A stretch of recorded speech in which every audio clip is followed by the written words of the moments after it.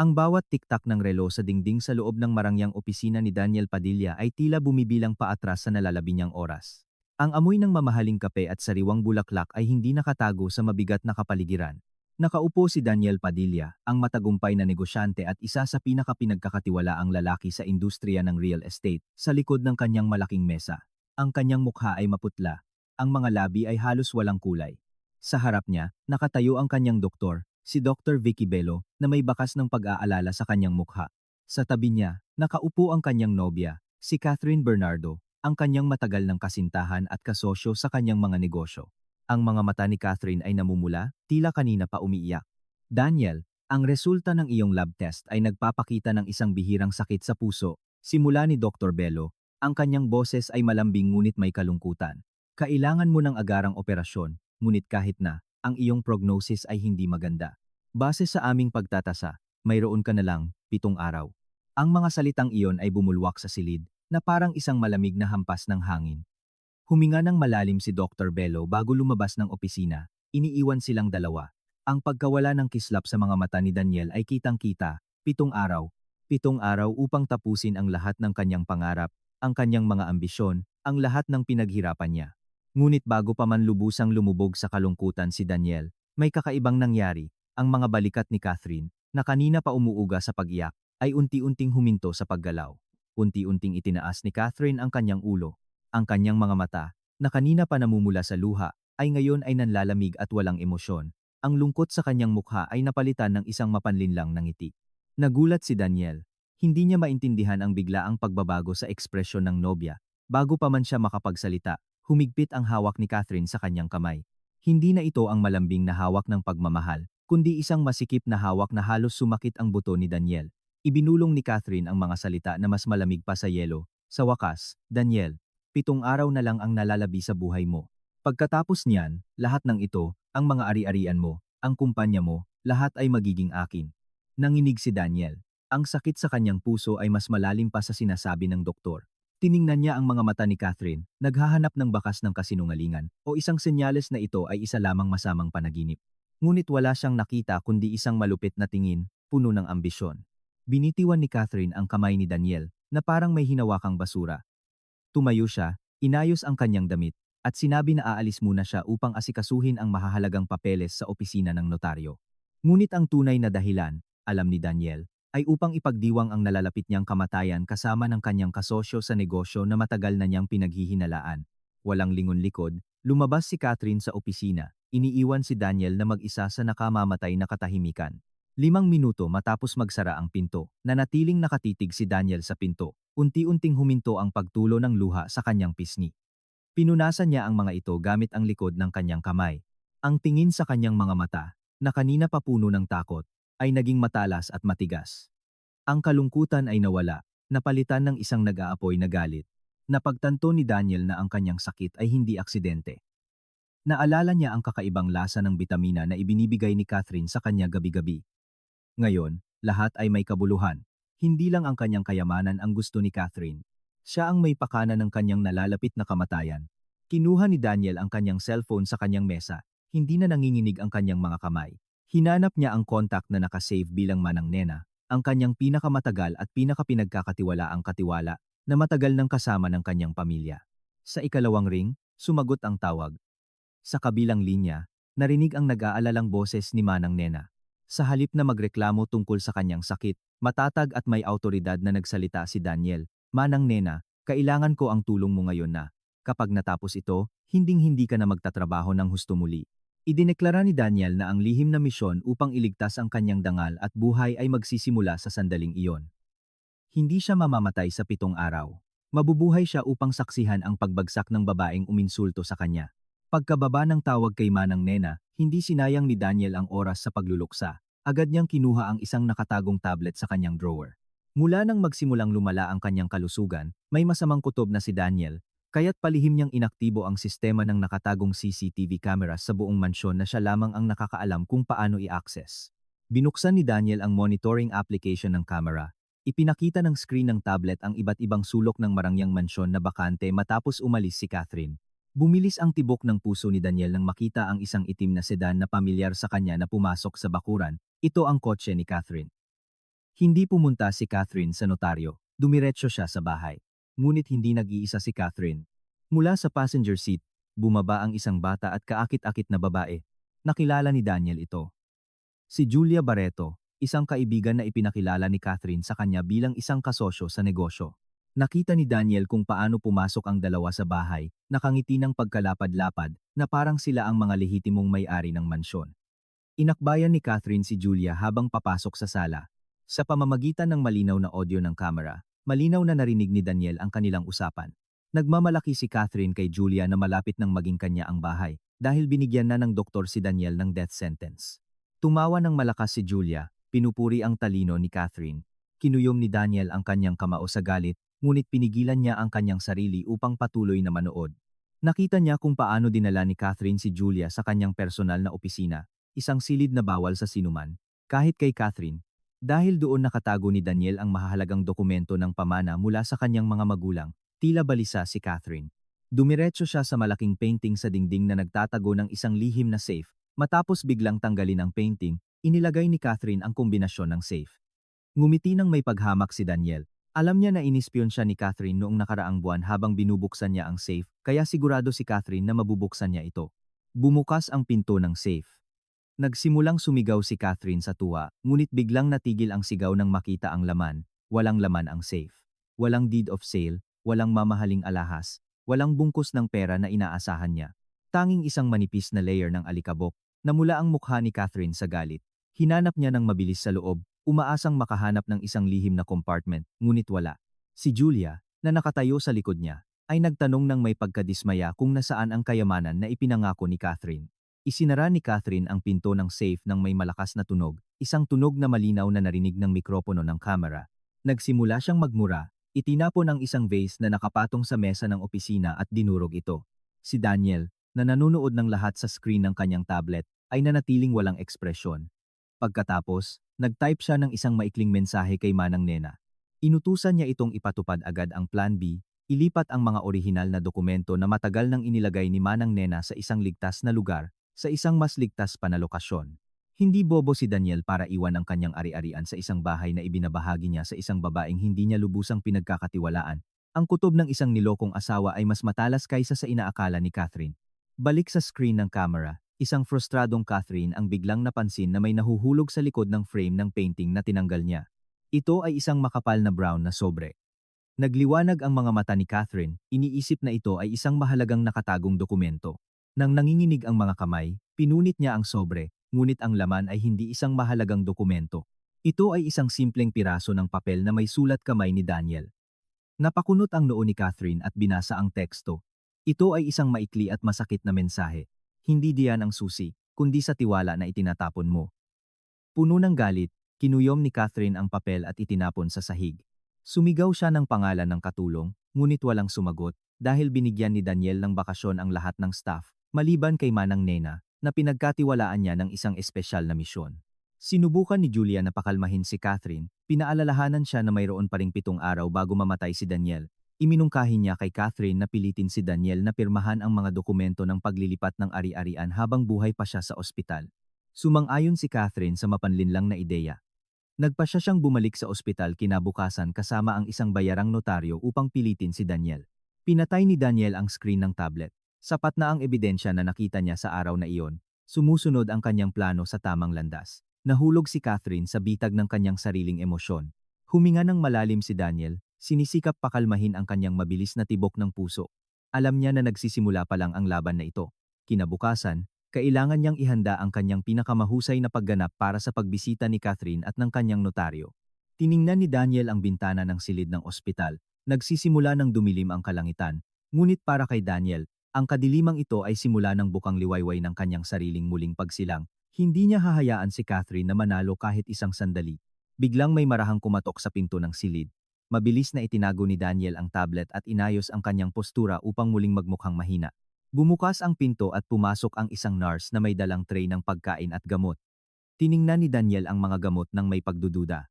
Alam niya na hindi siya dapat uminom ng anumang random na gamot dahil hindi niya alam kung sino sa ospital na ito ang maaaring suhulan ni Catherine. Nang ilapag ng nurse ang tray at tumalikod upang tingnan ang IV drip, Mabilis na kumilos ang kamay ni Daniel upang itago ang mga gamot sa isang tissue paper. Nang muling humarap ang nurse upang tiyakin na ininom niya ang gamot, nagkunwari si Daniel na lumunok ng tubig habang itinatago ang tissue na may mga gamot sa kanyang bulsa. Ngumiti ng may kasiyahan ang nurse at umalis. Muling naiwan si Daniel na mag-isa, gumagawa ng kanyang estratehiya para sa isang mas mahirap na kinabukasan. Ang gabi sa ospital ay malalim at ang katahimikan ng mga pasilyo ay paminsan-minsan lamang napuputol ng mga yapak ng nurse na naka-duty. Sa loob ng silid, nakahiga si Daniel na nakabukas ang mga mata, nakatitig sa maputlang puting kisame. Bumalik ang kanyang mga iniisip sa ilang buwan na ang nakakaraan, nang mahiwagang lumala ang kanyang kalusugan. Naalala niya kung paano biglang naging napakamaalalahanin na nobya si Catherine. Tuwing gabi, bago matulog, palaging nagdadala si Catherine ng isang tasa ng madilim at mainit na toniko. Nang malambing, palaging sinasabi ni Catherine na ito ay isang mamahaling herbal remedy na espesyal na inutusan upang mapanatili ang lakas ni Daniel at upang magkaroon sila ng anak sa lalong madaling panahon. Si Daniel, na noong panahong iyon ay bulag na nagtitiwala sa kanyang nobya, ay palaging iniinom ito ng walang pagdududa, sa kabila ng bahagyang kakaibang lasa at naiiwang metalikong aftertaste sa dila. Ang mga pagdududa ni Daniel ay lumitaw lamang mga 2 linggo na ang nakakaraan. Noong panahong iyon, nasa banyo si Catherine at aksidenteng nabunggo ni Daniel ang tasa ng toniko. Natapon ang laman nito sa isang maliit na halaman sa kanyang bedside table. Kinabukasan, nagulat si Daniel nang makita na ang halaman, na dati ay sariwa, ay nalanta at ang mga dahon nito ay naging dilaw, na parang nasunog ng isang malakas na kemikal. Mula nang mangyari ang insidenteng iyon, hinding-hindi na muling nilunok ni Daniel ang anumang inumin na inihanda ni Catherine. Tuwing ibinibigay ni Catherine ang tasa, naghihintay si Daniel ng pagkakataong makatapon ng laman nito sa lababo o sa isang halaman sa balkonahe, nagkukunwari na ininom niya ang lahat. Ngunit ang lason na nakapasok na sa kanyang katawan sa loob ng maraming buwan ay nag-iwan ng epekto nito, na sumisira sa kanyang mga organo, bagaman hindi kasing nakamamatay sa inaasahan ni Catherine. Ito ang dahilan kung bakit naguguluhan ang mga doktor sa kanyang sakit. Ang mga sintomas ay tila natural na pagkabigo ng organ, ngunit sa katunayan ito ay isang akumulasyon ng low-dose arsenic poison. Ang mga iniisip ni Daniel ay nagambala ng isang marahang katok sa pinto. Si Manang Nena ito, na pumapasok na may dalang stainless steel lunchbox. Ang babaeng nasa edad ay ngumiti ng mainit, ngunit ang kanyang mga mata ay naglalabas ng isang determinasyon na si Daniel lamang ang nakakaintindi. Habang inilalagay ang lunchbox sa mesa, ibinulong ni Manang Nena na ang pagkain na ito ay ligtas mula sa mga kamay ni Catherine, dahil siya mismo ang nagluto nito sa isang hiwalay na kusina na siya lamang ang may susi. Binigyan din ni Manang Nena si Daniel ng isang maliit na bote na naglalaman ng purong tubig ng niyog, na hinaluan ng isang natural na antidote, isang lihim na resipe na ipinasa sa kanilang pamilya sa loob ng maraming henerasyon. Agad itong ininom ni Daniel, pakiramdam na ang nakakapreskong lasa ay nakakapaginhawa sa kanyang tuyong lalamunan. Pinaalalahanan ni Manang Nena si Daniel na patuloy na maging maingat, dahil mas magiging agresibo si Catherine habang papalapit ang ika-7 araw. Tumango si Daniel at nang may determinasyon ay nangako na gagampanan niya ang kanyang papel ng perpekto, at sa katunayan, hindi nagkamali ang hula ni Manang Nena. Halos 1 oras pagkatapos ay biglang bumukas ang pinto ng walang katok. Nagmamadaling pumasok si Catherine, na sinundan ng isang lalaki na may dalang makapal na leather briefcase. Ipinakilala ni Catherine siya bilang si Mr. Alger Abrenica, ang kanyang kasosyo sa notaryo. Nagpakita si Catherine ng kunwaring pag-aalala, lumapit siya sa kama ni Daniel at marahas na hinimas ang kanyang ulo. Nang may mapilit na boses, sinabi ni Catherine na upang mapadali ang komplikadong paggamot at pangangasiwa ng ospital, kailangan ni Daniel na pirmahan ang isang temporary power of attorney para sa paglilipat ng ari-arian kay Catherine. Nagdahilan si Catherine na kung may masamang mangyari kay Daniel sa panahon ng medikal na interbensyon, maaari siyang gumawa ng mga desisyon at mag-withdraw ng pera agad nang hindi nadadala sa red tape ng bangko. Tiningnan ni Daniel si Catherine na may mahina at kunwaring tingin, na ginawa sa pinakamapaniwalaang paraan. Sa loob, tinatawanan niya ang mahinang pagganap ng kanyang nobya. Anong nobya ang hihingi ng pirma para sa paglilipat ng ari-arian habang ang kanyang nobyo ay nakikipaglaban sa kamatayan kung hindi dahil sa purong kasakiman? Agad na inilagay ni Notaryo Abrenica ang makapal na bungkos ng mga dokumento at isang mamahaling ballpen sa harap ni Daniel. Sinilip ni Daniel ang mga papeles. Bagaman nahihilo, malinaw niyang nabasa ang pamagat ng dokumento. Ito ay isang kumpleto at walang pasubaling paglilipat ng lahat ng deed of sale at deposito sa pangalan ni Daniel pabor kay Catherine. Hindi ito isang power of attorney para sa paggamot, ito ay isang legal na pagnanakaw. Itinaas ni Daniel ang isang nanginginig na kamay sa labis na paraan. Sinubukan niya ang ballpen, ngunit tila wala siyang lakas sa kanyang mga daliri. Tila balisa si Catherine sa kabagalan ni Daniel. Hinawakan niya ang kamay nito at pinilit na ilagay ang dulo ng ballpen sa papel sa linya ng pirma. Pinilit siya ni Catherine na halos sumisigaw na pirmahan agad upang makapagpahinga siya, ngunit sa sandaling dumampi ang dulo ng ballpen sa papel, sinadya ni Daniel na ipahinga ang lahat ng kanyang kalamnan. Gumulong ang ballpen sa sahig. Bumagsak si Daniel sa isang tabi at ang kanyang mga mata ay biglang sumara na parang nawalan siya ng malay. Hysterically na sumigaw si Catherine, hindi dahil sa takot na mamatay si Daniel, kundi dahil hindi pa niya nakukuha ang pirma. Marahas niyang niyugyog si Daniel, sumisigaw ng pangalan nito at inuutusan itong magising. Bumalik ng ilang hakbang si Mr. Abrenica, natatakot na mamatay ang kanyang kliyente sa harap ng kanyang mga mata sa panahon ng isang iligal na transaksyon. Sumumpa si Catherine ng mahina sa pagkaantala ng kanyang plano at patuloy na malakas na sinampal ang pisngi ni Daniel. Si Manang Nena, na nakatayo sa isang sulok ng silid sa buong oras na ito, ay agad na kumilos. Inilayo niya si Catherine sa katawan ni Daniel at tumawag sa mga doktor. Nagmamadaling pumasok si Dr. Vicky Bello at ilang nurse. Sa gitna ng kaguluhan, si Daniel, na nakapikit ang mga mata, ay ngumiti ng may tagumpay. Nanalo siya ng isang araw pa at lalo pang nabigo si Catherine. Sa huli, inilabas ng mga nurse si Catherine sa silid dahil sa paghadlang sa medikal na paggamot at muling tahimik na nahulog si Daniel sa kanyang koma.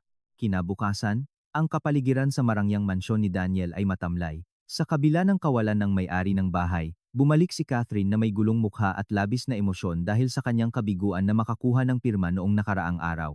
Naglalakad siya sa sala, sinisisi ang sitwasyon at sumisigaw sa telepono kay Julia. Ang galit na tingin ni Catherine ay napako sa figura ni Manang Nena, na tahimik na nagwawalis sa likod bahay. Ang presensya ng matandang babae ay bigla siyang kinayamutan. Pakiramdam niya ay nasa lahat ng dako si Manang Nena, na parang isang espiya na nagbabantay sa bawat galaw niya. Naalala rin ni Catherine kung paano naglakas loob si Manang Nena na itulak siya sa ospital noong nakaraang araw. Uminit ang dugo ni Catherine, pakiramdam na nasugatan ang kanyang pagmamataas bilang amo. Malalaking hakbang na lumakad si Catherine patungo sa likod na glass door at bigla itong binuksan. Tinawag niya si Manang Nena sa apelido nito. Tumigil si Manang Nena sa pagwawalis at kalmadong lumingon na walang bahid ng takot sa kanyang mukha. Ang matalas at matalim na tingin ni Manang Nena ay pansamantalang nakapagpatakot kay Catherine, ngunit agad ding nawala ang pakiramdam na iyon dahil sa kanyang ego. Itinuro ni Catherine si Manang Nena at sumigaw na mula ngayon ay tanggal na siya sa trabaho. Inutusan niya itong mag-impake ng kanyang kaunting gamit at umalis agad sa bahay. Nagdahilan si Catherine na hindi niya kailangan ng isang bastos at pakialamerong katulong sa mga gawain ng kanyang mga amo. Naramdaman ni Catherine ang isang agos ng kasiyahan nang ilabas niya ang kanyang pagkadismaya at isipin na nalutas na ang isang problema. Gayunpaman, ang reaksyon ni Manang Nena ay lubos na hindi inaasahan. Sa halip na umiyak at humingi ng awa o umalis agad, mahina lang na tumawa si Manang Nena. Ito ay isang magaan na tawa, ngunit puno ng awtoridad. Iginawi ni Manang Nena ang kanyang sarili, sinandal ang walis sa tabi ng isang halaman, at lumapit kay Catherine hanggang sa 1 metro na lang ang pagitan nila. Sa isang kalmado ngunit matatag na boses, sinabi ni Manang Nena na walang karapatan si Catherine na tanggalin siya sa trabaho. Ipinaliwanag niya na ang kanyang kontrata sa trabaho ay hindi nilagdaan kay Catherine, kundi direkta sa yumaong ama ni Daniel sa pamamagitan ng isang legal na balidong pampamilyang foundation. Hanggat nabubuhay si Daniel o hanggat umiiral ang foundation na iyon, walang awtoridad si Catherine na palayasin si Manang Nena sa bahay na iyon. Namilog ang mga mata ni Catherine sa sagot na iyon. Hindi niya kailanman naisip na ang isang simpleng hardinera ay maglalakas loob na kausapin siya tungkol sa mga kontrata at batas. Sinubukan muling takutin ni Catherine si Manang Nena, sinasabi na siya ang nobya ni Daniel at ang magiging nag-iisang tagapagmana ng bahay na ito kaya't ang kanyang salita ay batas. Ngumiti lang si Manang Nena ng may paghamak. Sa loob, tinatawanan niya ang katangahan ni Catherine. Hindi niya alam kung sino talaga ang matandang babae na nasa harap niya. Si Manang Nena ay sa katunayan si Nenita Sanchez, isang respetadong abogado na dalubhasa sa kriminolohiya sa Maynila 10 taon na ang nakakaraan. Siya ay matalik na kaibigan ng ama ni Daniel mula pa noong kolehiyo. Nang pumanaw ang ama ni Daniel, hiniling niya kay Nenita na magretiro ng maaga at magpanggap na katulong upang bantayan ng mabuti ang kanyang nag-iisang anak. Matagal nang pinaghihinalaan ng ama ni Daniel ang masamang hangarin ng mga taong lumalapit kay Daniel dahil sa kanyang kayamanan. Tiningnan ni Manang Nena si Catherine ng diretso sa mata at sinabi na ang kanyang trabaho ay tiyakin na ang mga bulaklak ni Daniel ay hindi malalanta ng maaga at upang pigilan ang anumang peste na sirain ang magandang hardin na ito. Ang pangungusap ay puno ng dobleng kahulugan na ikinukumpara si Catherine sa isang peste. Walang imik, bumuntong hininga lang si Catherine at muling pumasok sa bahay. Isinara ang glass door ng malakas na halos umuga ito. Hindi niya alam na ang paghaharap na ito ay bahagi ng malaking plano ni Manang Nena upang mas maging pabaya si Catherine. Pagkapasok ni Catherine, agad na kinuha ni Manang Nena mula sa kanyang bulsa ang isang pinakabagong modelo ng smartphone na kaiba sa kanyang lumang kasuotan.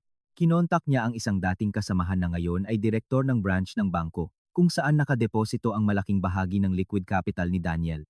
Sa isang matatas at taktikal na legal na wika, inutusan ni Manang Nena na pansamantalang i-freeze ang access sa impormasyon ng account ni Daniel at magpakalat ng isang banayad na tsismis sa mga empleyado ng bangko na ang mga ari-arian ng pamilya ni Daniel ay nasa ilalim ng forensic audit dahil sa isang di umano'y alitan sa mana.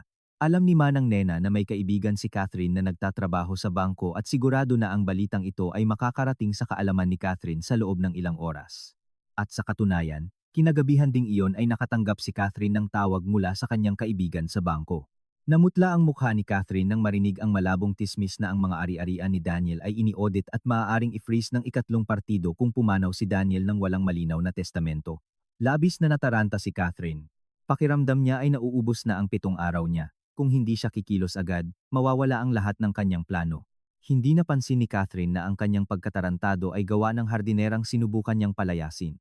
Sa isang sulok ng hardin, muling winawalis ni Manang Nena ang mga tuyong dahon ng may kasiyahan, alam na kinain ng ahas ang kanyang nilasong pain. Kagagaling pa lang sa paglubog ng araw sa kanluran, nag-iiwan ng kulay kahel na kislap na dahan-dahang nilalamon ng gabi. Sa marangyang mansyon ni Daniel, ang kapaligiran ay masigla at maingay. Hindi tulad ng isang bahay na ang may-ari ay naghihingalo sa ospital, nakaharap si Catherine sa malaking salamin ng master bedroom. Inaayos ang kanyang kwelyo ng isang branded na kamiseta na nagkakahalaga ng libu-libong piso. Isinuklay niya pa itaas ang kanyang buhok gamit ang gumina upang magbigay ng maayos at presentableng hitsura. Isang ngiti ang hindi nawawala sa kanyang mga labi. Ngayon ang ika-5 araw mula nang ibinigay ang verdict ng doktor. Ayon sa kalkulasyon ni Catherine, 2 araw na lang ang nalalabi kay Daniel, o marahil mas kaunti pa kung swertehin siya. Ang katiyakan na malapit na siyang maging isang mayamang biyuda ay nagbigay kay Catherine ng pangangailangan na ipagdiwang ng maaga ang tagumpay na ito. Tinawag niya ang kaganapan ngayong gabi bilang isang maliit na salusalo ng pasasalamat at isang business strategy meeting kasama ang mga bagong investor. Dahan-dahang bumaba si Catherine sa hagdan ng may kumpiyansa, na parang isang reyna na bumababa mula sa kanyang trono. Ang malawak na sala at living room ay nabago sa isang eleganteng dining area. Ang mga bilog na mesa ay maayos na inayos na may malinis na puting mantel at pinalamutian ng mabangong sariwang bulaklak. Ang mga tauhan ng isang propesyonal na catering service ay abalang-abala sa paghahanda ng mga pampagana. Ang masarap na amoy ng pagkain ay kumalat sa buong silid, na nakakapukaw ng gana ng sinumang makaamoy nito.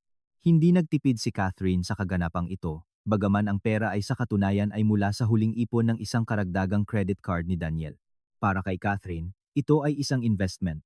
Kailangan niyang magmukhang matagumpay at mapagkakatiwalaan sa mga mata ng kanyang mga kasosyo sa negosyo upang ipuhunan nila ang kanilang kapital sa peking proyekto ng real estate na pinaplano niya. Nagsimulang dumating ang mga bisita ng isa-isa. Hindi sila kaibigan o malapit na kamag-anak ni Daniel, kundi karamihan ay mga kakilala ni Catherine na may mga kasaysayan ng negosyo sa gray area.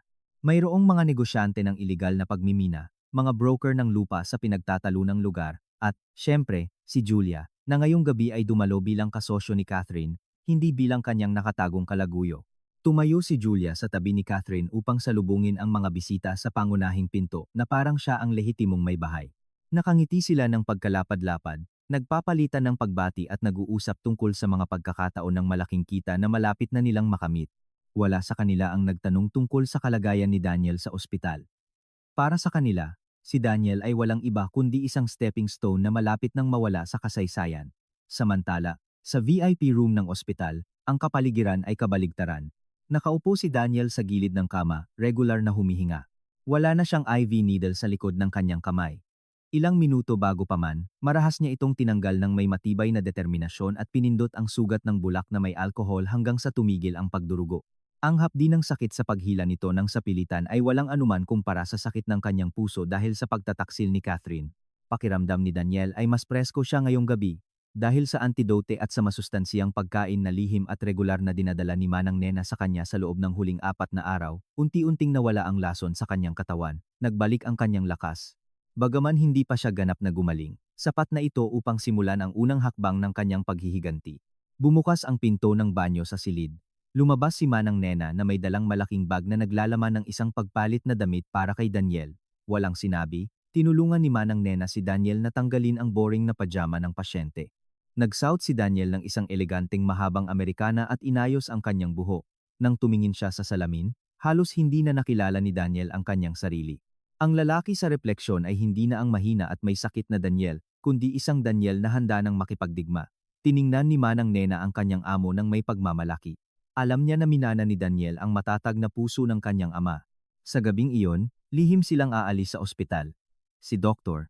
Vicky Bello, na nakaramdam ng pagkalito sa pagpapaalis kay Catherine na walang kontrol at sa pagtuklas ng kanyang masasamang gawa, ay nagpikit mata at pinayagan si Daniel na lumabas sa isang backdoor na nakalaan para sa medical staff. Balik sa marangyang bahay ni Catherine, ang hapunan ay nasa kasagsagan. Ang tunog ng mga kutsara at tinidor laban sa mga plato ng porselana ay lumilikha ng isang ritmo ng kasakiman. Tumayo si Catherine sa harap ng silid, may hawak na baso ng red wine na kumikinang sa ilalim ng chandelier. Marahan niyang tinapik ang baso ng kutsara upang makuha ang atensyon ng mga bisita. Agad na tumahimik ang silid. Nagsimula si Catherine sa kanyang talumpati ng may kumpiyansa. Nagsalita siya tungkol sa kanyang pananaw sa hinaharap upang gawing isang malawak na imperyo ng negosyo ang mga ari-arian sa real estate na malapit na niyang mamana. Nagmalaki siya tungkol sa mga ektarya ng lupa na handa nang itayo ang isang marangyang resort complex at inimbitahan ang mga bisita na magdeposito agad ng paunang investment kung ayaw nilang mapalampas ang ginintuang pagkakataon na ito. Tila nabihag ang mga bisita ng pekeng karisma ni Catherine, masigasig silang tumango, iniisip ang mga kita na magpaparami. Upang hikayatin ang mga investor, naghanda si Catherine ng isang visual presentation. Kinawayan niya si Julia upang buksan ang projector na inihanda sa gitna ng silid. Dahan-dahang bumaba mula sa kisame ang isang malaking puting screen. Ngumiti ng pagkalapad-lapad si Catherine habang itinuturo ang screen, handa nang ipaliwanag ang kanyang kamanghamanghang mga graph ng kita. Bumukas ang projector, nagproyekto ng maliwanag na ilaw sa screen, ngunit sa halip na mga slide ng isang presentation ng negosyo, ang imahe na lumabas ay agad na nagpatuyo sa ngiti ni Catherine.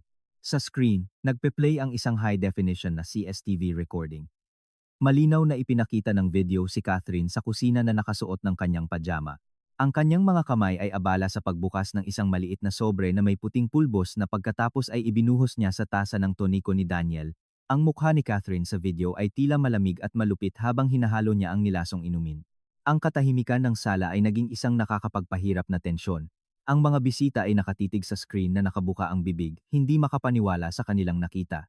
May isang bisita na nahulog ang inumin sa gulat at ang tunog ng baso na nabasag sa isang sulok ng silid ay narinig ng malakas. Nanigas si Catherine na may mukha na namutla na tila ang lahat ng dugo sa kanyang katawan ay naubos. Nagsusumikap siyang intindihin ang nangyayari. Paano naroon ang video na iyon? Hindi ba niya nabura ang lahat ng bakas? Nagsimulang tumulo ang malamig na pawis sa kanyang noo. Tiningnan niya si Julia nang may pagkatakot, naghahanap ng tulong, ngunit tila nagulat at natakot din si Julia. Sinubukan ni Catherine na tumawa ng awkward upang gumaan ang kapaligiran. Sa nanginginig na boses, sumigaw siya na tiyak na isang peking video ito na inedit ng isang hacker o isang kakumpetensya na sumusubok na sirain siya. Tumakbo si Catherine patungo sa laptop na konektado sa projector upang ihinto ang projection, ngunit kakaiba, hindi gumagana ang mga pindutan ng laptop. Patuloy na ipinapakita ng video ng paulit-ulit ang eksena ni Catherine na lihim na nilalason si Daniel. Nagsimulang magbulungan ang mga bisita. Ang kanilang mga tingin ng paghanga ay naging mga tingin ngayon ng pagkasuklam at pagdududa. Ang ilan sa kanila ay nagsimulang tumayo, kinuha ang kanilang mga bag at naghanda upang umalis. Bagaman sila ay mga negosyanteng walang etika, gusto nilang iwasan na masangkot sa isang kaso ng sinadyang pagpatay. Nagmakaawa si Catherine na umupo sila at pakinggan ang kanyang paliwanag, ngunit walang nagbigay pansin. Lumala ang kaguluhan nang biglang nawala ang lahat ng kuryente sa bahay. Lubos na kadiliman ang bumalot sa silid. Narinig ang mga sigaw ng pag-ulat mula sa ilan sa mga bisita. Ang piging na dapat sana ay magdiriwang ng tagumpay ni Catherine ay naging isang kahiyahiyang kapahamakan sa isang iglap. Sa kadilimang iyon, naramdaman ni Catherine na may isang pares ng mga mata ang nanonood sa kanya mula sa malayo, mga mata na humihingi ng paghihiganti sa bawat patak ng lason na ibinigay niya. Ang kadiliman na bumabalot sa marangyang bahay ay napakakapal at mabigat. Ang bulong-bulungan ng mga nagpapanik na bisita ay dahan-dahang nawala kasama ng tunog ng mga makina ng kanilang mga kotse na umaalis sa bakuran ng isa-isa. Walang gustong manatili ng matagal sa isang madilim na lugar na puno ng aura ng isang kriminal na iskandalo. Sa loob ng wala pang 10 minuto, muling tumahimik ang malaking bahay, Iniiwan si Catherine na mag-isa sa gitna ng magulong sala. Si Julia rin ay tumakas agad na may dahilan na natatakot siya sa dilim, kaya ngayon ay kailangan ni Catherine na harapin ang kaguluhang ito ng mag-isa. Naghanap si Catherine sa kanyang mga bulsa upang hanapin ang kanyang cellphone at buksan ang flashlight. Pinutol ng maliwanag na puting ilaw ng flash ng telepono ang dilim, na nagliliwanag sa mga tira ng pagkain na hindi pa tapos kainin at mga baso na nakakalat. Ang paghinga ni Catherine ay putol-putol. Hindi pa rin niya maintindihan kung paano lumabas ang video na iyon. Sigurado siyang 100% na ang laptop na ginamit niya ay ang kanyang personal na laptop na palagi niyang nakalock gamit ang isang komplikadong password. Ang kanyang isip ay gulong-gulo sa pagitan ng takot na matuklasan ng pulisya at ang galit sa pagiging kahiya-hiya. Sinubukan niyang buksan ang switch ng ilaw, ngunit patuloy na nawala ang kuryente. Kakaiba niyang nakita na ang mga ilaw ng kalsada sa tapat ay nakabukas at ang bahay ng kanyang kapitbahay sa tapat ay maliwanag din. Tanging ang kanyang bahay lamang ang nasa dilim. Hindi ito isang rotating blackout mula sa kumpanya ng kuryente, ito ay isang sabotahe. Bumulong si Catherine sa galit, sinumpa ang pangalan ni Manang Nena, dahil sigurado siya na ang matandang hardinera lamang ang may access sa pangunahing electrical panel sa likod ng bahay. Sumumpa si Catherine na hahanapin niya ang matandang babae at bibigyan niya ito ng leksyon. Nang may malalaking at emosyonal na hakbang, lumakad si Catherine patungo sa likod na pinto upang tingnan ang electrical panel, ngunit biglang natigil ang kanyang mga hakbang nang makarinig ng kakaibang tunog na nagmumula sa itaas. Tik-tak. Ang tunog ay regular at malinaw na umalingaw-ngaw sa tahimik na pasilyo ng hagdan. Iyon ang mga yapak ng isang taong may mataas na takong na tumatama sa marmol na sahig. Tila huminto sandali ang puso ni Catherine. Tumayo ang kanyang mga balahibo. Kilalang kilala niya ang mga yapak na iyon. Iyon ang mga yapak ni Daniel. Bago magkasakit, palaging isinusuot ni Daniel ang kanyang paboritong takong kapag nasa bahay siya, ngunit imposible. Naghihingalo si Daniel sa ospital, nakaratay at walang magawa. Hindi siya maaaring narito. Sino dyan? Sumigaw si Catherine sa garalgal na boses, na parang sinusubukan niyang itaboy ang sarili niyang takot.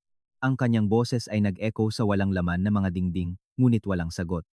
Ang mga yapak ay tumigil mismo sa harap ng pinto ng master bedroom, ang silid na ibinabahagi niya kay Daniel, tahimik. Lumunok si Catherine, tuyong-tuyo ang kanyang lalamunan. Ang kanyang rason ay nagsisikap na itaboy ang anumang bagay na supernatural, marahil ay isang magnanakaw. O marahil ay bumalik si Julia, na nanginginig ang mga kamay, hawak ang telepono bilang tanging pinagmumulan ng ilaw. Naglakas loob si Catherine na umakyat sa hagdan. Ang bawat baitang na inaapakan niya ay napakabigat, na parang isang di nakikitang bigat ang pumipiga sa kanya. Ang madilim na anino ng mga kasangkapan sa ilalim ng ilaw ng flashlight ay tila mga halimaw na handang sumakmal sa kanya sa dilim. Pagdating sa ikalawang palapag, itinutok ni Catherine ang flashlight patungo sa pinto ng master bedroom. Bahagyang nakabukas ang pinto, isang madilim at nakabukas na siwang. Dahan-dahang itinulak ni Catherine ang pinto upang buksan ito ng lubusan, nagwawalis ang ilaw ng flashlight sa silid. Ang kama ay maayos, ang aparador ay sarado ng maayos, ngunit ang tingin ni Catherine ay napako sa isang punto malapit sa malaking bintana na nakaharap sa hardin.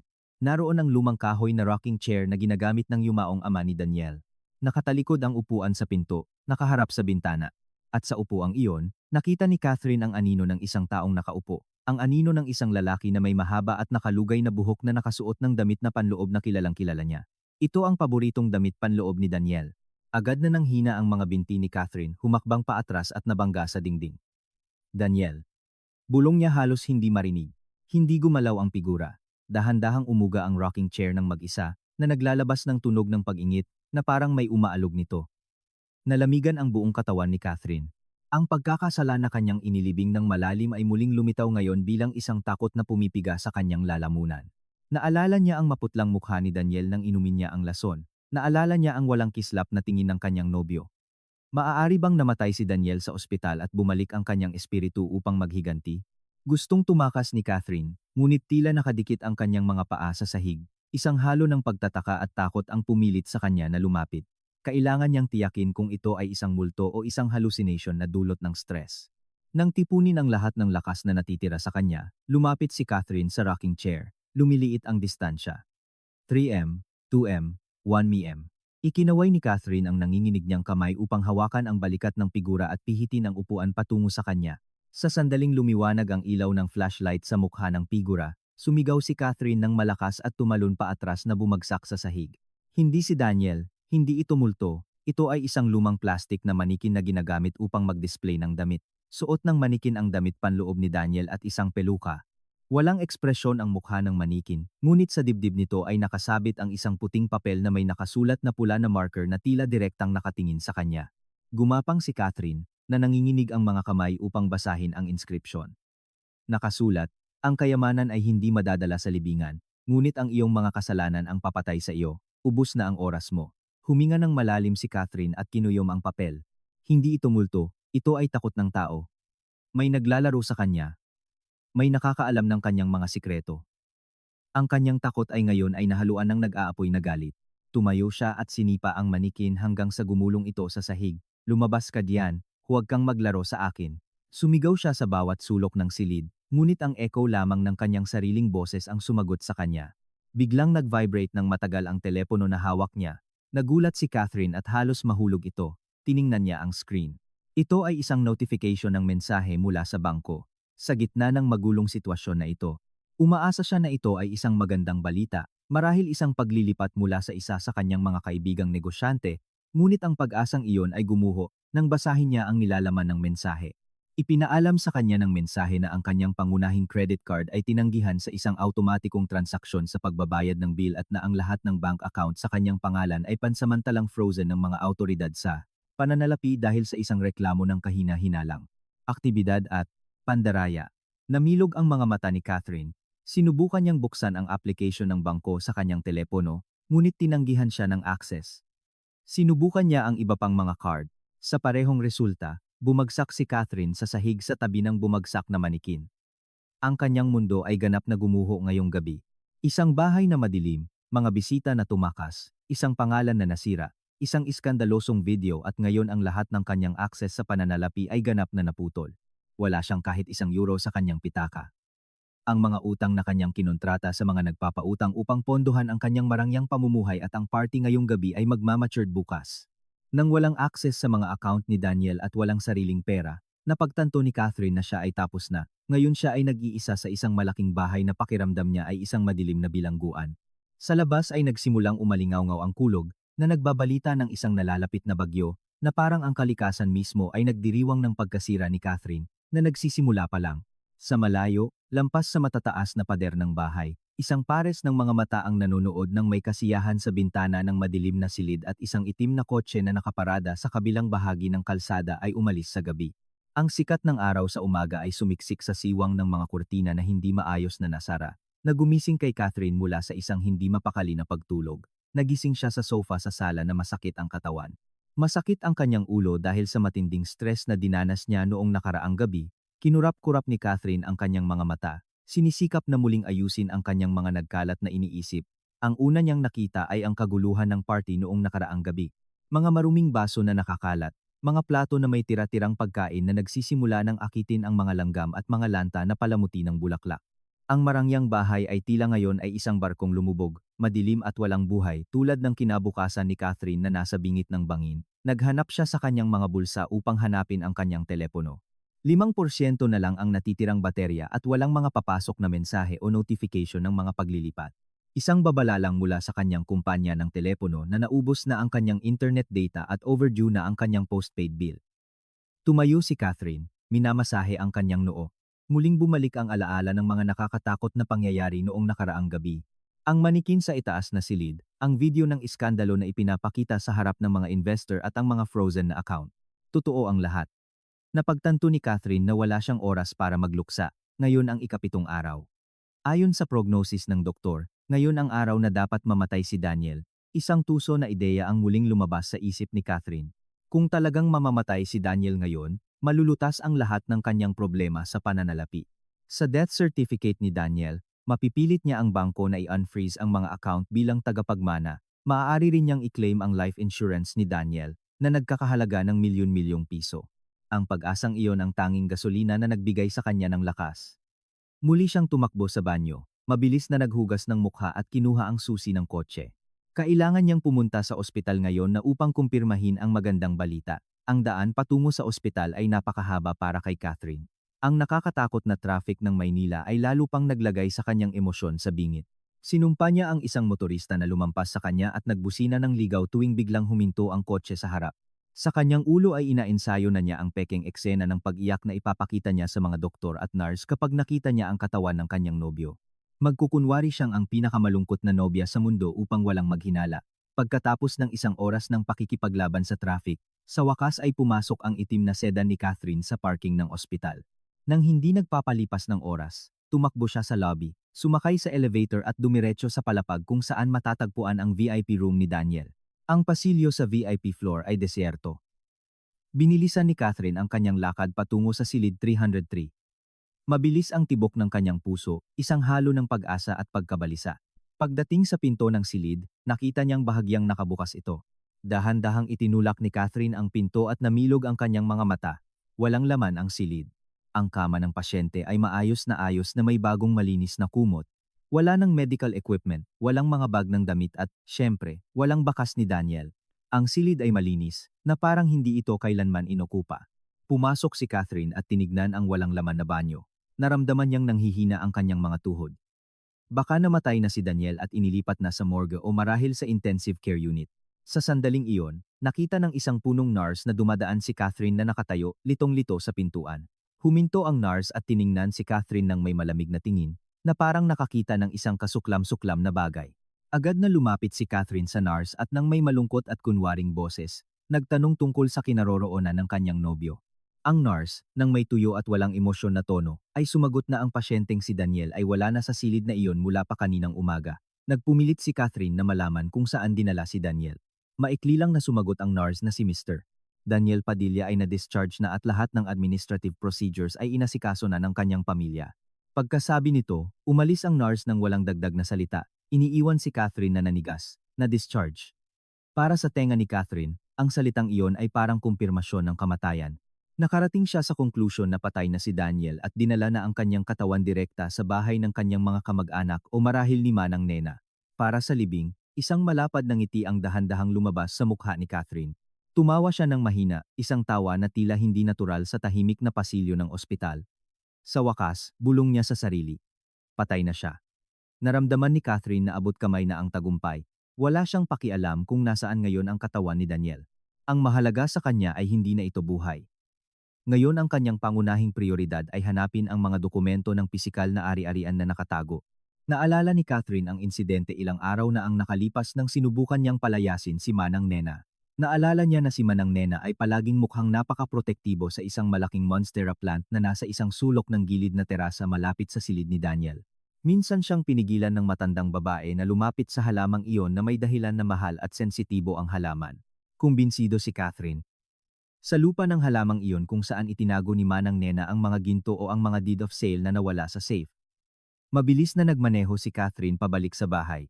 Wala na siyang pakialam sa mga patakaran ng trapiko, tumalon sa mga pulang ilaw, ang paningin ng mga tambak ng ginto at mga deed of sale ay sumasayaw sa kanyang mga mata.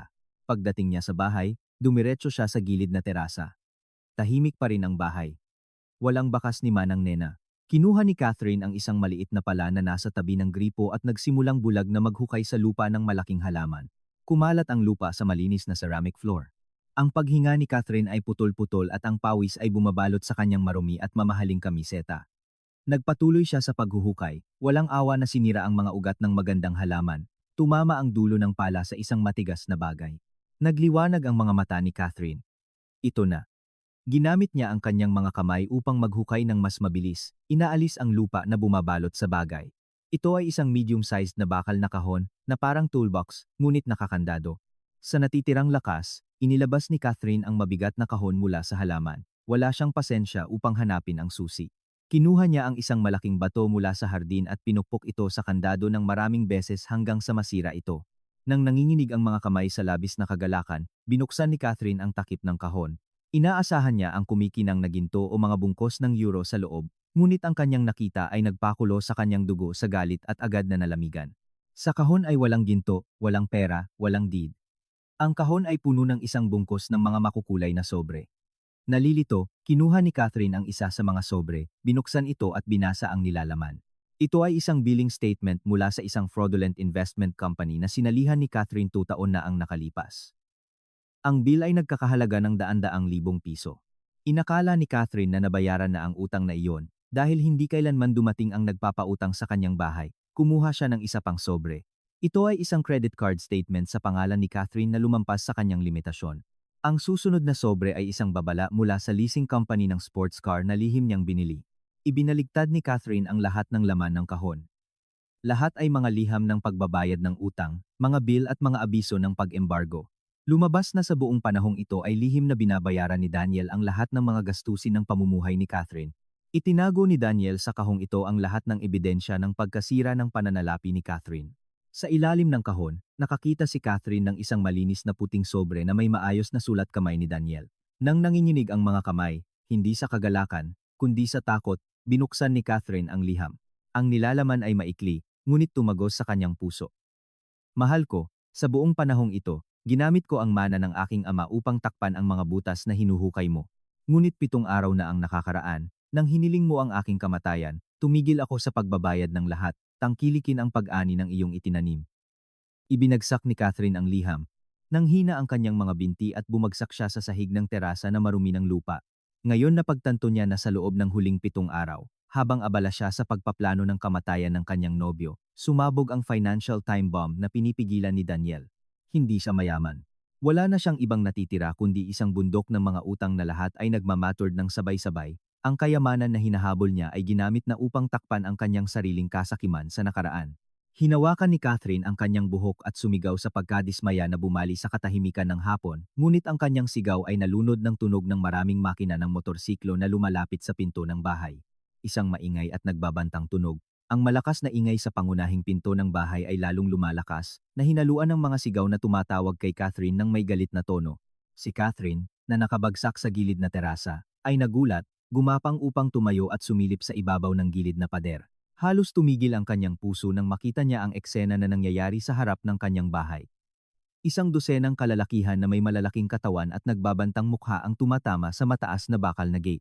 Ang ilan ay may dalang folder na may mga dokumento. Ang iba ay may dalang kahoy na pamalo. Sila ang mga debt collector mula sa iba't ibang ilegal na institusyong pinansyal at mga nagpapautang na hiningian ni Catherine ng pera upang pondohan ang kanyang mga nabigong negosyo. Matapos ang 7 araw ng pagkaantala sa pagbabayad at walang tugon, napagdesisyunan nilang bisitahin ang bahay ng nagkakautang ng sabay-sabay, kumalat ang takot kay Catherine. Tumakbo siya sa loob ng bahay at sinara ang lahat ng pinto, ngunit lalong lumakas ang mga katok sa gate na parang malapit nang bumigay ang bakal na pinto. Gumamit ang isang debt collector ng megaphone upang magbanta na kung hindi lalabas si Catherine at babayaran ang kanyang mga utang ngayon, kukunin nila ang lahat ng nasa loob ng bahay. Na corner, naramdaman ni Catherine na wala siyang ibang pagpipilian. Kailangan niyang harapin sila. Nananatili pa rin siyang naniniwala na siya ang may-ari ng bahay na ito dahil patay na ang kanyang nobyo. Pilit na pinatatag ang loob, lumapit si Catherine sa balkonahe ng ikalawang palapag na nakaharap sa pangunahing pinto. Mula sa balkonahe, sumigaw si Catherine sa mga tao sa ibaba.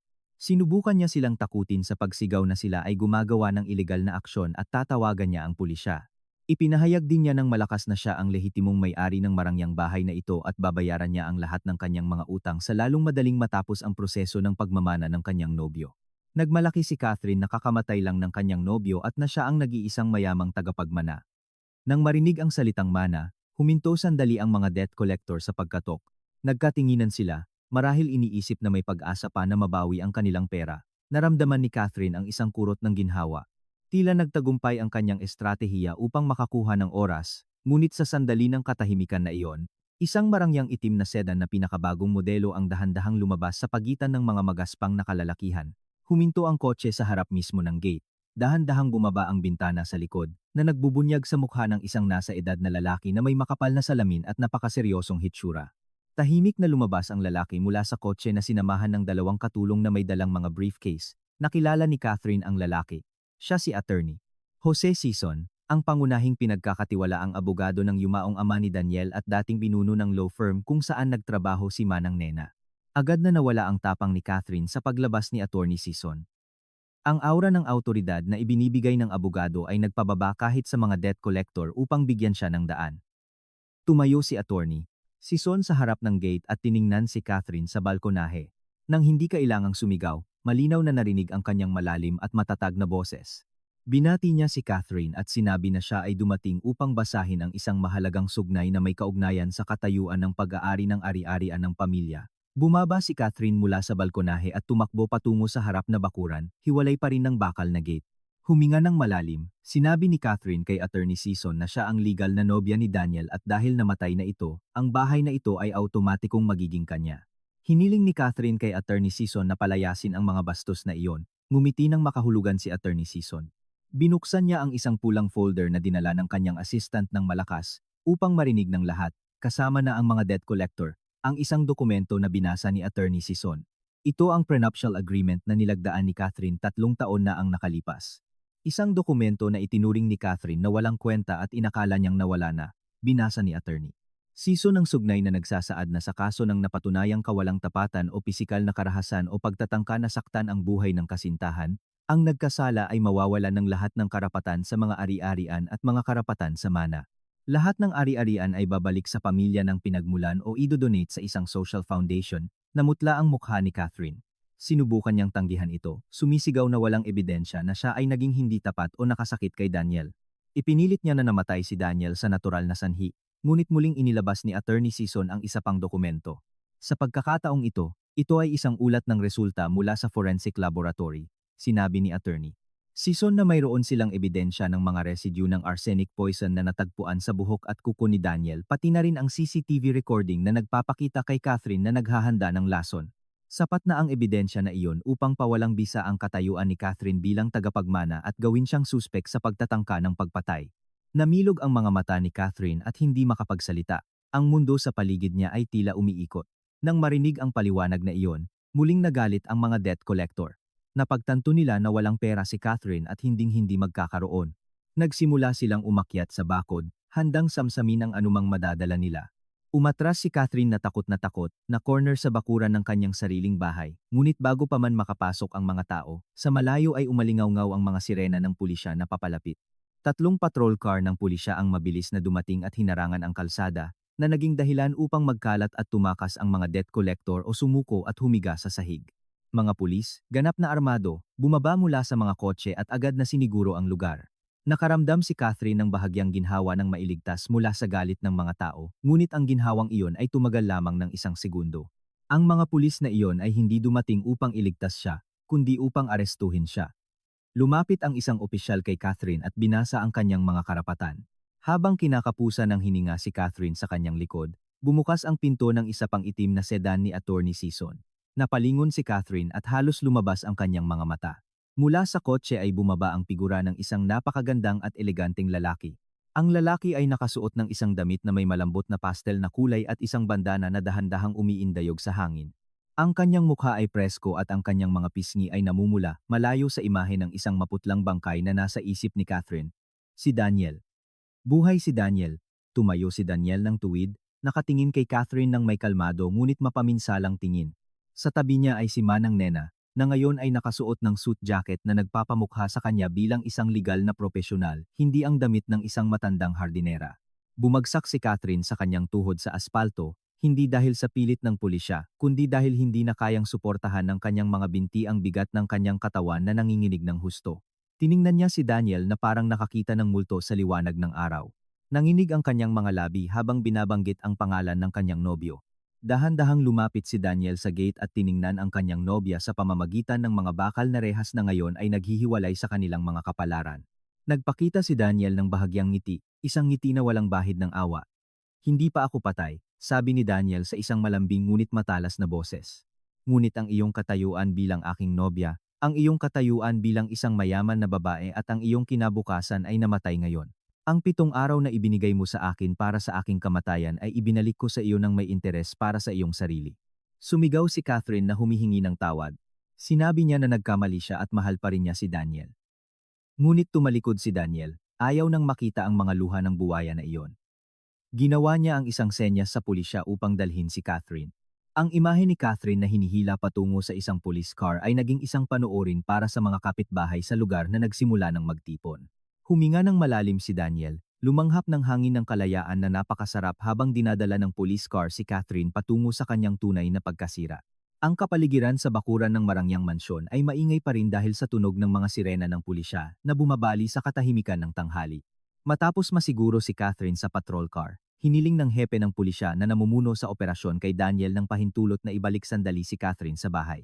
Ito ay para sa mabilis na pagrekonstruksyon ng mga pangyayari at pagtukoy ng mga ebidensya, lalo na ang lugar kung saan itinago ni Catherine ang natitirang lason na hindi pa niya itinatapon. Tumango si Daniel na kalmado ang mukha. Lumakad siya sa harap nila, pumapasok sa bahay na naging tahimik na saksi sa kanyang pagdurusa sa buong panahong ito. Ang kanyang mga hakbang ay magaan, wala na ang bigat ng takot na nagpahirap sa kanya. Sa likod niya, 2 pulis ang humihila sa isang nakaposas na Catherine. Nakayuko ang mukha ni Catherine, walang lakas, gulo ang buhok at ang marumi niyang mamahaling kamiseta ay tila isang babaeng nawalan ng kaluluwa. Pagdating sa sala, umupo si Daniel sa nag-iisang sofa na karaniwang inuupuan ng kanyang yumaong ama. Umupo siya ng tuwid, naglalabas ng aura ng autoridad na nangingibabaw sa lahat ng nasa silid. Tumayo si Manang Nena sa kanan ni Daniel, may hawak na makapal na folder na may karagdagang ebidensya. Pinilit si Catherine na umupo sa mahabang sofa sa harap ni Daniel, na napalibutan ng 2 malalaking pulis. Maya-maya ay narinig ang ingay sa ikalawang palapag. Lumabas na may iba pang mga pulis na naghahanap sa lahat ng silid ng bahay para sa iba pang posibleng suspect na maaaring nagtatago. Narinig ang isang matinis na sigaw ng babae.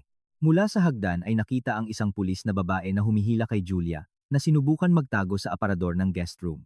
Gulo ang hitsura ni Julia. Ang kanyang makeup ay kumalat dahil sa luha ng takot at patuloy siyang nagpupumiglas upang makawala. Pinaupo si Julia sa tabi ni Catherine. Pagkakita kay Catherine, sumigaw ng hysterical si Julia, sinisisi ang babae. Ipinilit niya na wala siyang alam at niloko lang siya ni Catherine. Sinabi ni Julia sa pulisya na hindi siya kasama sa plano ng pagpatay kay Daniel, na inanyayahan lang siya upang tamasahin ang mga marangyang pasilidad na ipinangako ni Catherine sa kanya. Nang marinig ang pagtataksil na iyon, masamang tiningnan ni Catherine si Julia. Sinigawan niya pabalik si Julia. Sinasabi na siya ang nagtulak sa kanya upang mabilis na agawin ang kayamanan ni Daniel dahil marami siyang utang sa pamumuhay. Nagsimula ang isang mainit na pagtatalo sa pagitan ng 2 tao na dating nagtatawagan ng honey, naglabasan ang mga maruming sekreto. Nagsisisi sa isa't isa, bawat isa ay sumusubok na pabagsakin ang isa upang iligtas ang sarili. Pinanood ni Daniel ang drama ng may malamig at walang ekspresyon na tingin. Naramdaman niya ang pagkasuklam sa mababang moralidad ng 2 taong nasa harap niya. Sinigawan ng hepe ng pulisya ang 2 na tumahimik. Muling tumahimik ang kapaligiran, ngayon ay turno ni Manang Nena na lumapit. Sa tono ng isang propesyonal na abogado, inilagay ni Manang Nena ang isang transparent na plastic bag sa mesa. Sa loob ng bag ay may isang maliit na vial na may puting pulbos na natagpuan ng pulisya sa glove compartment ng kotse ni Catherine. Ito ang natitirang arsenic poison na ginamit ni Catherine. Malinaw at sistematikong inilatag ni Manang Nena ang timeline ng krimen. Ipinaliwanag niya kung paano binili ni Catherine ang lason sa dark web, kung paano niya ito dahan-dahang hinalo sa mga inumin ni Daniel at kung paano pinalsipikado ni Catherine ang pirma ni Daniel sa iba't ibang dokumento ng bangko. Ang bawat salita na lumabas sa bibig ni Manang Nena ay isang dagdag na pako na malalim na tumusok sa kabaong ng kalayaan ni Catherine. Walang takas para kay Catherine. Ang mga pisikal na ebidensya, ang mga digital na ebidensya at ang mga saksi ay kumpleto. Doon itinaas ni Daniel ang kanyang kamay, humihingi ng pahintulot na magsalita. Magalang na tumango ang hepe ng pulisya. Tiningnan ni Daniel ng diretso sa mga mata ni Catherine. Si Catherine, na nakayuko, ay napilitang tumingin sa kanyang nobyo. Sa mga mata ni Catherine, napakaiba ni Daniel. Ang masunurin na lalaki, na palaging sumusunod sa kanyang mga salita, ay naging isang hukom na handang magbigay ng hatol. Nagtanong si Daniel sa isang mahina ngunit malinaw na boses sa tahimik na silid kung bakit ginawa ni Catherine ang lahat ng ito. Bagaman ibinigay ni Daniel ang lahat, pinaalalahanan ni Daniel ang nakaraan nang tinanggap niya ito kung ano siya nang wala pa siyang anuman. Binigyan ni Daniel si Catherine ng bahay, kapital para sa kanyang mga negosyo at ang kanyang buong tiwala, ngunit ang kanyang natanggap kapalit ay lason at pagtataksil. Umiyak si Catherine. Sa pagkakataong ito, ang kanyang pag-iyak ay tila mas desperado. Dumulas siya mula sa sofa at lumuhod sa sahig, yumuyuko sa paanan ni Daniel sa kabila ng pagiging nakaposas. Humingi siya ng tawad sa garalgal na boses. Sinabi niya na nagkamali siya, na siya ay nabulag ng ambisyon at mga pahiwatig ng ibang tao. Nangako siyang gagawin ang anuman kung bawiin ni Daniel ang reklamo. Nagsumamo siya kay Daniel na alalahanin ang matatamis na alaala ng simula ng kanilang relasyon. Sumumpa pa si Catherine sa Diyos na mahal pa rin niya si Daniel. Nang makita si Catherine na yumuyuko, dumura si Julia sa sahig, nasusuklam sa pagpapaimbabaw ng babae, pinanood ng pulisya ang sandali. Binibigyan ang biktima ng pagkakataong ipahayag ang kanyang emosyon bago magpatuloy ang legal na proseso. Inilayo ni Daniel ang kanyang mga binti upang hindi maabot ni Catherine. Wala siyang naramdamang awa. Nanigas ang kanyang puso mula pa noong gabing iyon nang ibinulong ni Catherine ang kanyang death sentence. Bahagyang yumuko si Daniel, inilapit ang kanyang mukha kay Catherine, na patuloy na umiiyak. Pinaalalahanan ni Daniel kay Catherine ang mga salita na ibinulong ni Catherine sa kanya sa ospital 7 araw na ang nakakaraan. Sa tono na eksaktong gumagaya sa kay Catherine, matalas na bumulong si Daniel. Sinabi niya na sa wakas ay mabubulok si Catherine sa bilangguan sa napakatagal na panahon. Kapag natapos ang lahat ng ito, ang bahay ni Daniel at ang lahat ng kanyang kayamanan ay mananatili sa kanya, habang wala nang ibang matitira kay Catherine kundi ang uniforme ng bilanggo na suot niya. Kinumpirma ni Daniel na ang 7 araw na ibinigay ni Catherine para sa kanyang kamatayan ay naging 7 araw patungo sa sariling pagkasira ni Catherine. Pagkatapos sabihin ang huling mga salitang iyon, umupo si Daniel sa sofa at ginawa ang isang senyas sa pulisya upang dalhin sila. Agad na inutusan ng hepe ng pulisya ang kanyang mga tauhan na ilabas si Catherine at Julia. Sumigaw si Catherine ng pangalan ni Daniel. Ang kanyang boses ay matinis sa pagsisisi at takot habang sa pilitan siyang hinihila palabas ng pangunahing pinto. Si Julia rin ay inilabas na umiiyak ng hysterical. Nagsara ang pinto ng bahay, nag-iiwan ng katahimikan ng ginhawa. Huminga ng malalim si Daniel, na parang inaalis ang isang napakabigat na pasanin mula sa kanyang sarili. Lumapit si Manang Nena at marahang hinawakan ang kanyang balikat upang bigyan siya ng lakas. Napalingon si Daniel at taos-pusong ngumiti sa matandang babae na nagligtas ng kanyang buhay, tapos na ang paglilitis sa sala. Ang social verdict ay naibigay na at ang legal na hustisya ay hindi magtatagal. Alam ni Daniel na simula ngayon ay makakatulog na siya ng payapa, nang walang takot na hindi magising kinabukasan. 1 buwan na ang lumipas mula nang arestuhin ang mga suspek na nagulantang sa marangyang kapitbahayan na iyon. Ang kaso ng nobya na nagtangkang patayin ang kanyang kasintahan para sa kanyang mana ay naging headline ng iba't ibang media sa loob ng ilang linggo. Nagpakita ang publiko ng malaking pakikiramay kay Daniel at mariing kinondena ang mga aksyon ni Catherine at Julia. Napakabilis ng legal na proseso dahil ang mga ebidensya na inihanda ni Manang Nena, o mas eksaktong si Abogada Nenita Sanchez, ay napakakumpleto at hindi mapatutulan. Sa paglilitis, walang masabi si Catherine. Hiniling ng prosekusyon ang pinakamataas na parusa. Ang hukom, sa pagkakita ng nakakatakot na CCTV video, ay hindi nag-atubiling sentensyahan si Catherine sa habambuhay na pagkakakulong sa maraming kaso, pagtatangka ng pagpatay, pandaraya at pagpapalsipika ng mga dokumento. Hindi rin nakaligtas si Julia sa parusa. Siya ay hinatulan ng 10 taong pagkakakulong dahil sa pagiging kasabwat at pagtanggap ng mga ninakaw na ari-arian. Ngayong umaga, napakalamig ng hangin sa bahay ni Daniel. Matindi ang sikat ng araw, nagbibigay liwanag sa isang bakuran na ngayon ay mukhang iba. Sa nakaraang buwan, gumawa si Daniel ng malaking renovation sa bahay. Ayaw niyang magkaroon ng kahit isang alaala ni Catherine. Kumuha siya ng isang kontraktor upang muling ayusin ang loob. Binago ang kulay ng wallpaper sa dingding at tinanggal ang lahat ng kasangkapan na hinawakan o binili ni Catherine. Ang master bedroom, na naging tahimik na saksi sa krimen ni Catherine, ay mayroon na ngayong ganap na bagong layout.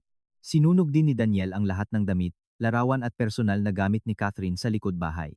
Ang mga abo ng pagsunog na iyon ay itinapon sa malayo, na sumisimbolo sa ganap na paglilinis ng kanyang madilim na nakaraan. Ang bahay ay ngayon ay tunay na pakiramdam na isang bagong bahay, isang bahay na puno ng kapayapaan at positibong enerhiya. Sa malawak na likod na hardin, komportableng nakaupo si Daniel sa isang rattan na upuan sa hardin. Sa harap niya ay isang maganda at maayos na hardin ng bulaklak. Mga rosas, sampag-ita at orkidya ang namumulaklak sa isang makulay na pagpapakita na nakalulugod sa paningin. Sa harap niya, sa mesa, nakaupo si Manang Nena. Ngunit sa pagkakataong ito, hindi suot ni Manang Nena ang kanyang lumang damit ng hardinera. Ang nasa edad na babae ay nakasuot ng komportable ngunit eleganteng damit. Ang kanyang mukha ay mukhang presko at may awtoridad. Sa mesa sa pagitan nila ay may 2 tasa ng mainit na tsaa at ilang merienda na umuusok pa. Tinamasa nila ang kanilang almusal sa umaga ng payapa, nang walang hierarchy ng amo at katulong. Nakaupo sila bilang 2 kaibigan, 2 kasosyo at 2 malakas na babae na nagtutulungan. Ibinaba ni Manang Nena ang kanyang tasa ng tsaa at iniabot kay Daniel ang isang folder na may mga dokumento. Ito ang buwan ng ulat sa pananalapi ng mga ari-arian ni Daniel, na ngayon ay ganap ng ligtas. Nagbigay din si Manang Nena ng isang panukala para sa paglikha ng isang legal aid foundation. Tulad ng ipinangako niya sa ospital, gusto ni Daniel na gantimpalaan si Manang Nena para sa kanyang mga serbisyo, na nagbibigay sa kanya ng isang marangal na buhay upang hindi na siya kailanganing magtrabaho ng husto muli. Ngunit hindi si Manang Nena ang uri ng tao na maaaring manatiling walang ginagawa. Tumanggi siyang tumanggap lamang ng pensyon at umupo ng komportable. Gustong bumalik ni Manang Nena sa mundo ng batas, ngunit hindi upang kumita ng pera, kundi upang tulungan ang ibang mga kababaihan na natrap sa mga mapanlinlang na relasyon, tulad ng dinanas ni Daniel. Buong suporta ni Daniel sa ideya. Nagpasya siyang maging pangunahing donor ng foundation na si Manang Nena bilang direktor. Ngumiti si Daniel habang binabasa ang panukala. Pakiramdam niya ay mayroon na siyang bagong at mas makabuluhang layunin sa kanyang buhay. Hindi na siya isang naive na tagapagmana ng kayamanan ng kanyang mga magulang, siya ay isang survivor na gustong tulungan ng iba. Tiningnan ni Daniel si Manang Nena at ipinahayag ang kanyang walang hanggang pasasalamat. Sinabi niya na kung hindi dahil sa katalinuhan at katapatan ni Manang Nena, marahil ay nasa ilalim na siya ng lupa ngayon at nagse-celebrate si Catherine sa kanyang libingan. Ngumiti ng matalino si Manang Nena, sinabi niya na ginagawa lamang niya ang utos ng yumaong ama ni Daniel. Pinuri din ni Manang Nena ang katapangan ni Daniel. Ayon kay Manang Nena, hindi sana nagtagumpay ang planong ito kung hindi nagkaroon si Daniel ng lakas ng pag-iisip upang magkunwari na naghihingalo sa loob ng 7 araw at tiisin ang sakit na makita ang kanyang nobya na nanloko sa harap ng kanyang mga mata. Lumipat ang kanilang usapan sa mas magaan na paksa. Plano ni Daniel na simulan ang pag-aaral kung paano pamahalaan ang mana ng kanyang ama ng mag-isa nang hindi ganap na umaasa sa iba. Gusto niyang matutong maging isang independenteng lalaki na hindi malilinlang ng sinumang babae. Nangako si Manang Nena na gabayan si Daniel. Ipapasa ang lahat ng kanyang kaalaman sa batas at negosyo. Nagtawanan silang magkasama, iniisip ang isang maliwanag na hinaharap. Ang huni ng mga ibon sa mga sanga ng isang kalapit na puno ng mangga ay nagdagdag sa payapang kapaligiran ng umaga na iyon. Isang mahinang simoy ng hangin ang humaplos sa mukha ni Daniel, na marahang nagpalipad ng dulo ng kanyang bandana. Ipinikit ni Daniel ang kanyang mga mata sandali, tinatamasa ang hindi kapanipaniwalang kalayaan na ito. Wala nang takot na malason, walang mental na presyon, walang kasinungalingan. Sa malayo, bumukas ang pinto ng bahay. May isang delivery man na dumating upang maghatid ng mga bagong halaman na in-order ni Daniel. Tumayo si Daniel at lumakad ng magaan patungo sa pinto. Tinanggap niya ang package ng may magiliw na ngiti. Nang lumingon siya at tiningnan ang kanyang napakagandang bahay, hindi na niya ito nakita bilang isang gintong hawla, kundi bilang isang palasyo ng kalayaan. Nakita niya ang malaking monstera plant sa gilid na terasa, ang mismong lugar kung saan natagpuan ni Catherine ang kanyang pagkasira. Ang halaman ngayon ay muling naitanim na may isang bagong mas malago na halaman. Nangako si Daniel sa kanyang sarili. Aalagaan niya ng mabuti ang hardin ng kanyang buhay. Puputulin niya ang lahat ng parasitikong halaman na susubukan na kumapit at hahayaan lamang na lumago ang katapatan ng may kasaganaan. Tapos na ang kwento ni Daniel at Catherine. Si Catherine ay ngayon ay nakakulong sa likod ng malamig na rehas na bakal, nagsisisi sa kanyang kapalaran at kasakiman sa bawat sandali. Samantala, nakatayo si Daniel, tuwid sa ilalim ng araw, handang harapin ang isang bagong kabanata ng kanyang buhay. Ang 7 araw na puno ng takot ay lumipas na, napalitan ng libu-libong araw sa hinaharap na puno ng pag-asa. Ang katotohanan ay lumabas, ang krimen ay naparusahan at ang karma ay ganap na natupad ang kanyang misyon. Muling umupo si Daniel sa tabi ni Manang Nena, itinaas ang kanyang tasa ng tsaa at nag-toast sa isang bago at magandang buhay.